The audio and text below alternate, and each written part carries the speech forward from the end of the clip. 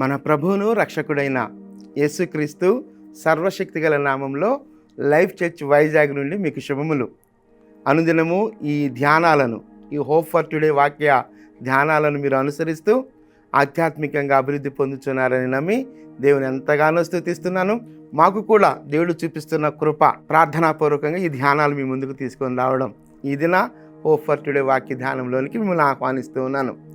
ఇశ్రాయేలీలు దేవుని నుంచి దూరమైపోయి చాలా భయంకరమైనటువంటి దుర్భరమైన స్థితిలోనికి నెట్టివేయబడిన తర్వాత యిర్మీయా చాలా భయంకరంగా విలపిస్తూ విలాపవాక్యాలు రాస్తూ ఉన్నాడు. ఆ విలాపవాక్యంలో 3వ అధ్యాయం 25వ వచనాన్ని నేను చదువుతున్నాను. 3వ అధ్యాయం 25వ వచనాన్ని నేను చదువుతున్నాను. తన్ను ఆశ్రయించు వారి ఎడల యెహోవా దయాళుడు. తన్ను ఆశ్రయించు వారి ఎడల యెహోవా దయాళుడు. తన్ను వెదుకు వారి ఎడల ఆయన దయచూపువాడు. తన్ను వెదుకు వారి ఎడల ఆయన దయచూపువాడు. తన్ను ఆశ్రయిస్తే చాలు. ఆశ్రయించే వారి ఎడల దేవుడు ఎలా ఉంటాడంటే దయాళుడు, దయచూపేవాడు అని చెప్తున్నాడు. తన్ను వెదకే వారి ఎడల ఆయన దయచూపువాడు అంటున్నాడు. దేవుని యొక్క గుణ లక్షణాన్ని యిర్మీయా ఇక్కడ ఆవిష్కరిస్తూ ఉన్నాడు. దేవుడు ఎలాంటి లక్షణం కలిగిన వాడో, దేవుని యొక్క గుణ లక్షణం ఎలాంటిదో ఇక్కడ యిర్మీయా తెలియజేస్తూ ఉన్నాడు. వాస్తవానికి ఆ ముందు యిర్మీయా గ్రంథం అంతట్లో మనం గమనించినప్పుడు దేవుడు తను ఏర్పాటు చేసుకున్నటువంటి ప్రజలు దేవుని నుంచి దూరం అయిపోయి దేవునికి దూరం అయిపోయి శాపాన్ని, లేకపోతే శిక్షను, ఉగ్రతను తెచ్చుకునే పరిస్థితులు అక్కడ కనిపిస్తూ ఉన్నాయి. ఆ తరువాత బబులోనుకు వారు అప్పగింపబడడం, ఆ పరిస్థితులన్నీ ఆ యిర్మీయా గ్రంథంలో వివరిస్తూ వచ్చాడు. ఇది ఇక్కడ మనం గమనించినప్పుడు దేవుని యొక్క గుణ లక్షణాన్ని ఆవిష్కరిస్తూ ఉన్నాడు యిర్మీయా. ఆయన ఎలాంటి దేవుడు అని అంటే దయ కలిగిన దేవుడు, దయాళుడు అంటున్నాడు. ఆ దయ కలిగినటువంటి దేవుణ్ణి ఆశ్రయిస్తే ఆ దయ కలిగినటువంటి దేవుణ్ణి నువ్వు వెదిగితే ఆయన దయను చూపించేవాడుగా నీకున్నాడు. ఏ పరిస్థితిలో ఉన్నప్పటికీ, ఎలాంటి దుర్భరమైన స్థితిలోకి నెట్టివేయబడినప్పటికీ నీవు ఆశ్రయించవలసిన నీ దేవుణ్ణి ఆశ్రయించక వేటినో ఆశ్రయిస్తున్నప్పుడు, వేటినో ఆశ్రయించినట్లయితే దేవుని యొక్క ఉద్దేశాలు మన జీవితాల్లో నెరవేర్చబడవు. ఇది ఇక్కడ అంటున్న మాటను మనం గమనించినప్పుడు ఆశ్రయించాలి, వెదకాలి. ఎవరిని ఆశ్రయిస్తున్నాం? దేన్ని వెతుకుతున్నాం? చాలా సందర్భాల్లో మనం ఆశ్రయించే ఆశ్రయాలు నిరుపయోగమైనవి, నిష్ఫలమైనటువంటివి. దేవునిని ఆశ్రయించకుండా దేనినో ఆశ్రయిస్తే అవి నిష్ప్రయోజనం, నిరుపయోగమైనటువంటివి.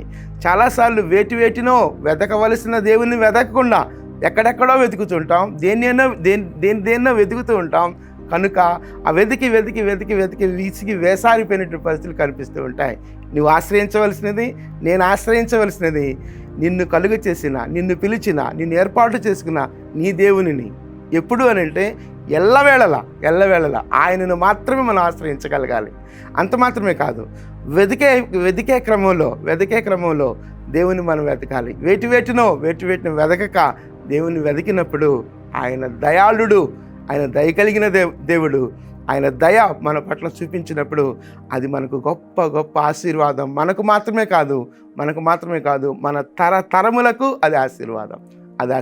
ఒకసారి ఆ మాట నేను మళ్ళా చదువుతున్నాను. తన్ను ఆశ్రయించు వారి ఎడల యెహోవా దయాళుడు. తన్ను వెదుకు వారి ఎడల ఆయన దయచూపువాడు.